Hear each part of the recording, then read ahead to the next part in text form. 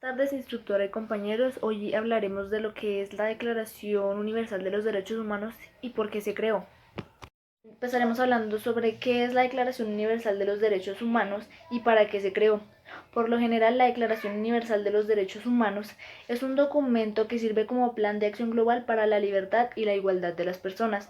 Cabe aclarar que esta fue la primera vez que las personas se pusieron de acuerdo para que así las diferentes personas de su comunidad pudieran vivir en paz y tuvieran una protección universal única. Dentro de esto está que ellas puedan vivir su vida en paz, con justicia y sobre todo con libertad.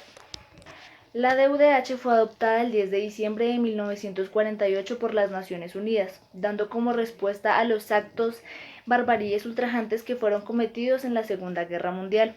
Su adopción reconocía que la base fundamental de la libertad es la justicia y la paz de los derechos humanos. El trabajo sobre la DUDH comenzó exactamente en 1946 con un comité de redacción integrado por representantes de una gran diversidad de países, que entre estos están Estados Unidos, Líbano y China.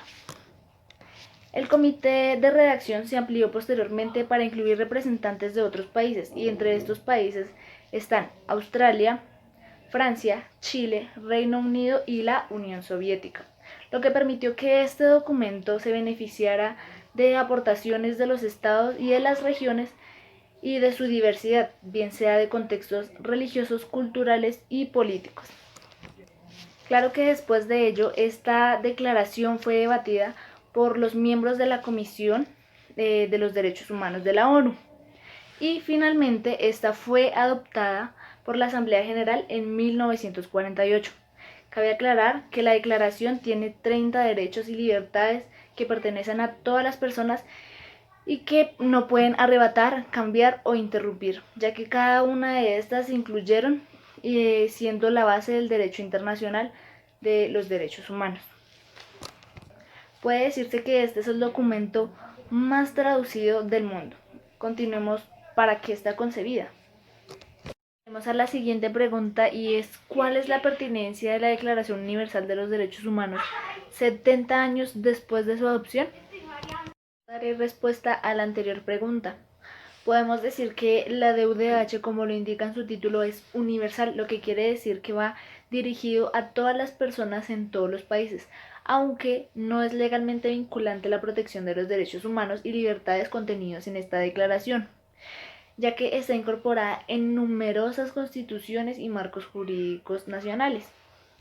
La declaración también ha sido la parte a partir de la cual se han desarrollado abundantes tratados de derechos humanos legalmente vinculantes, y se han convertido en una referencia clara para las normas universales de derechos humanos que deben promoverse y protegerse en todos los países. La DUDH sigue sirviendo como base de leyes y normas nacionales e internacionales para organizaciones como Amnistía. Amnistía está comprometida al 100% con la protección de los derechos humanos y en lucha a favor de ellos. Es una inspiración y una guía para la misión y visión de ellos. A continuación, vamos a conocer la historia de los derechos humanos universales, que comienza en el año 539 a.C., cuando Ciro el Grande conquistó Babilonia. Dejó que todos los esclavos se fueran en libertad, proclamando a su vez la libertad religiosa y convirtiéndose en el primer precursor de los derechos humanos. Sus palabras quedaron grabadas en el cilindro de Ciro. 1000 años más tarde, el día 15 de junio de 1215, donde el rey Juan de Inglaterra firmó la Carta Magna, que es considerada el primer documento que da origen al reconocimiento de varios derechos humanos.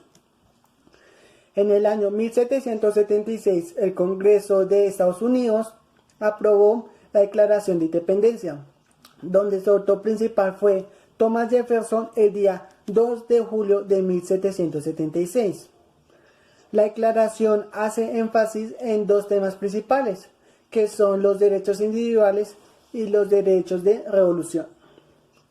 En 1787 fue escrita la Carta de Derecho, donde el líder de los organismos principales del gobierno habla sobre sus jurisdicciones y sobre los derechos básicos de los ciudadanos, pero entra en vigor el 15 de diciembre de 1791, limitando los poderes del gobierno federal de Estados Unidos, donde uno de ellos es proteger la libertad de expresión. La Revolución Francesa en el año 1789 amplía los derechos establecidos de América y hace hincapié en tales derechos naturales como libertad de propiedad, seguridad y resistencia a la opresión.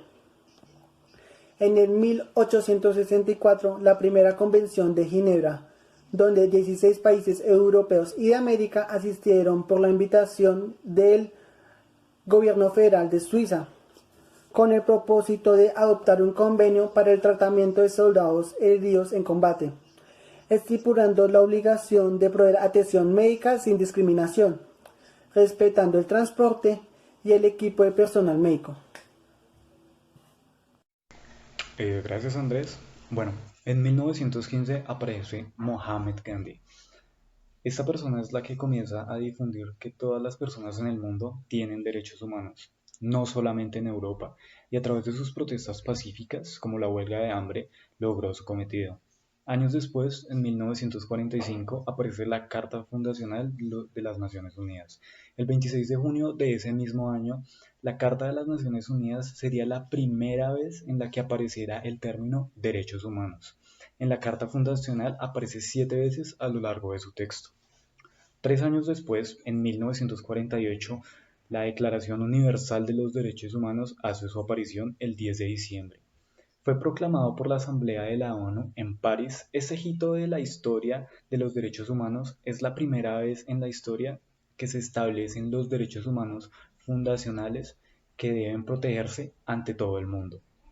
Ahora pasamos a tiempos más actuales, en el siglo XXI, y es que a pesar de que todos los países se encuentran adscritos a la Declaración Universal, esta no cuenta con el peso de la ley y millones de personas se ven negadas a sus derechos más básicos. La esclavitud sigue estando presente. Millones de personas son perseguidas y discriminadas por motivos de etnia o religión. 10 millones de personas no tienen una nacionalidad, por lo que se les priva a su vez de una gran parte de sus derechos humanos y más básicos, como lo son la educación, el matrimonio y la igualdad.